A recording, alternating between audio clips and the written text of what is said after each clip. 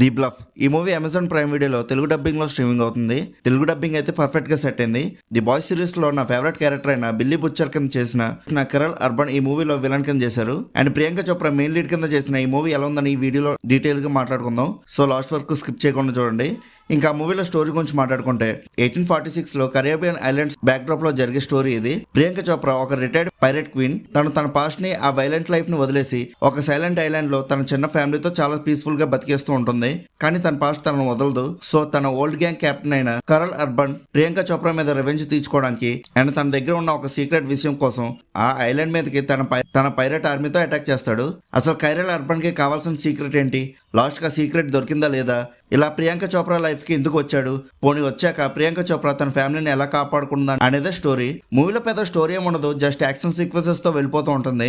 Movie run time కేవలం 1 hour 45 minutes కాబట్టి ఎక్కడ లాగ్ అనిపించదు. ఇంకా యాక్షన్ సీక్వెన్సెస్ అయితే చాలా బాగా కొరియోగ్రఫీ చేశారు. మూవీ స్టార్టింగ్ నుంచి ఎండింగ్ వరకు కంటిన్యూస్ గా యాక్షన్ సీక్వెన్సెస్ తోనే వెళ్ళిపోతూ ఉంటుంది. కొన్ని షార్ట్స్ అయితే బ్రూటల్ గా కూడా ఉంటాయి, మరీ ఓవర్ గా కాకుండా సెటిల్ గా ఉంటుంది అంతే.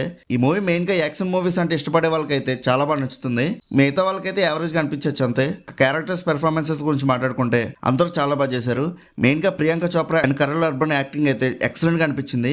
వాళ్ళ క్యారెక్టర్స్ కి పర్ఫెక్ట్ గా సెట్ అయ్యారు. సినిమాటోగ్రఫీ కూడా చాలా రిచ్ గా ఉంటుంది. Caribbean island sea battles and forest chasing scenes లో ఫ్రేమ్స్ చాలా గ్రాండ్ గా కనిపిస్తూ ఉంటాయి. బీజమ్స్ కూడా బాగున్నాయి, సీన్స్ ని చాలా బాగా ఎలివేట్ చేస్తాయి. మెయిన్ గా ప్రియాంక చోప్రా సీన్స్ ని.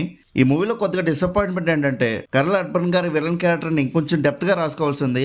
మరీ అంత వెయిట్ ఉన్నట్టుగా ఏం అనిపించలేదు, ఏదో జస్ట్ నార్మల్ విలన్ లా అనిపించడం అంతే. ఇంకా ఓవరాల్ గా మూవీ ఎలా ఉందని అడిగితే నాకైతే నచ్చింది. మీరు కూడా ఈ మూవీ చూస్తుంటే మీకు ఎలా అనిపించిందో కింద ఉన్న కామెంట్ సెక్షన్లో చెప్పండి. అలానే movie updates and movie reviews కోసం మన సినిమా ఛానల్ సబ్స్క్రైబ్ చేసుకుని బెల్ ఐకాన్ కూడా ఆన్ చేసి పెట్టుకోండి.